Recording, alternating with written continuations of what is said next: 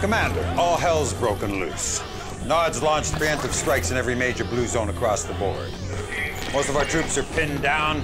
Our ASAT defense system is still offline, and I have no goddamn idea who's running the show at GDI. Kiersey James and Theater Ops will bring you up to speed. It's all on you now, Commander. I need you to take back this city.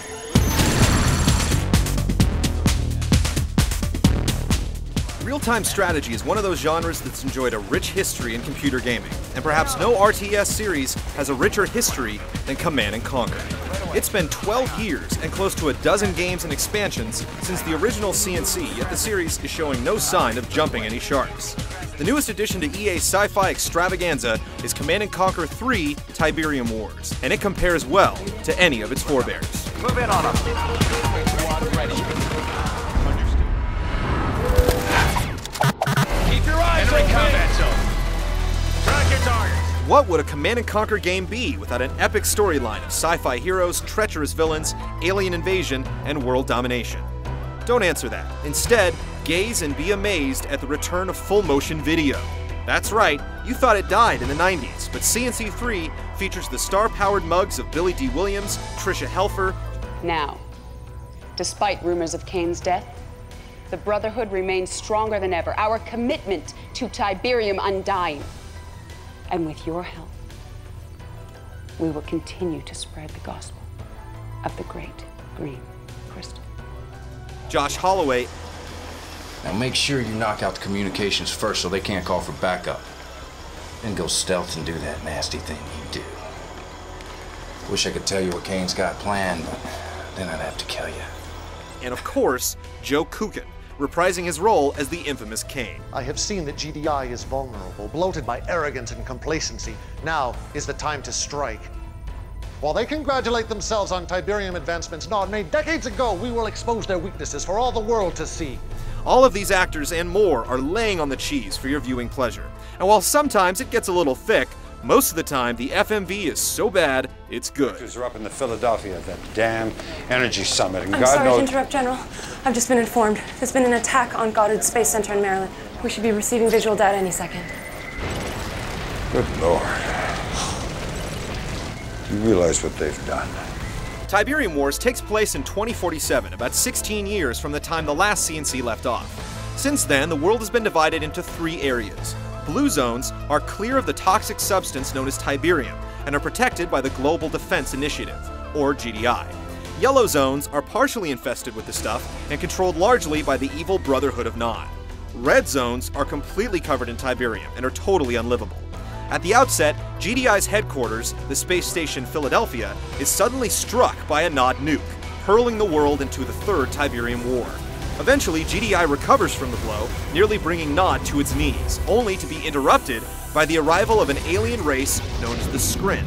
From there, it's a desperate 3-way war for the fate of the planet. Yeah, it's been done a million times, but hey, watching Lando Calrissian bark orders at lowly privates never gets old. No, General, I'm not suggesting it. I'm ordering it. Move! Keep the heat on them! Squad ready. Let them have it! Keep your weapon ready. Like its predecessors, Tiberium Wars follows a pretty straightforward structure. You've got your 2 single-player campaigns, one for each of the 2 main playable factions, GDI and Nod, and a mini-campaign for the Skrin. Each of the 2 main campaigns consists of about 15 individual missions, which should be plenty of meat, except these missions tend to fall into one of a few basic categories. You either attack key targets with a large force, defend critical locations with a small force, or build up a base and use it to annihilate the enemy.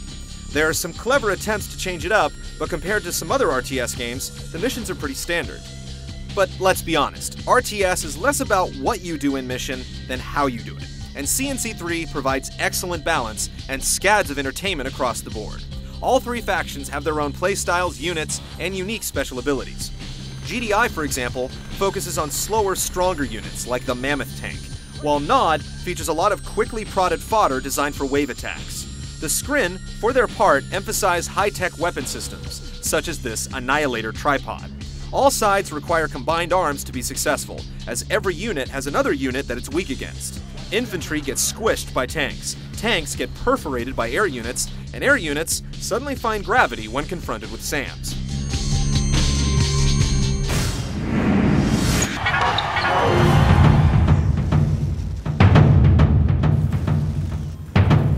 One thing you'll notice about CNC3, especially in multiplayer matches, is the relentless pacing.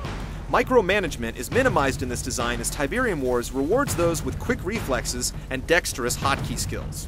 Also, CNC3 is structured in a way that de-emphasizes resource management and on-the-fly choices about what units to use. As a result, the same tactical philosophy you used in the very first CNC still works. Build a lot of your high-level stuff and rush. As a result, the game may not appeal to fans of slower-paced, management-heavy strategy games like Company of Heroes. On the other hand, it's a great chance for those of you used to waving around plasma rifles to give the world of real-time strategy a try.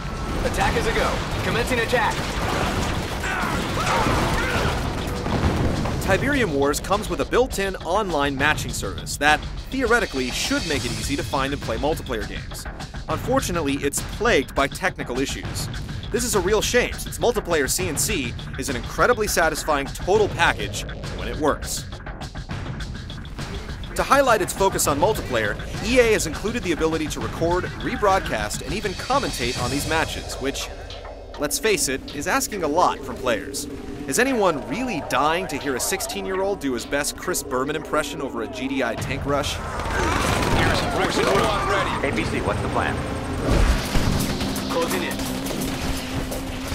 Offering slick, fast-paced gameplay, white-knuckle multiplayer, a lengthy single-player experience, and more B-movie cheese than a plate of microwave nachos.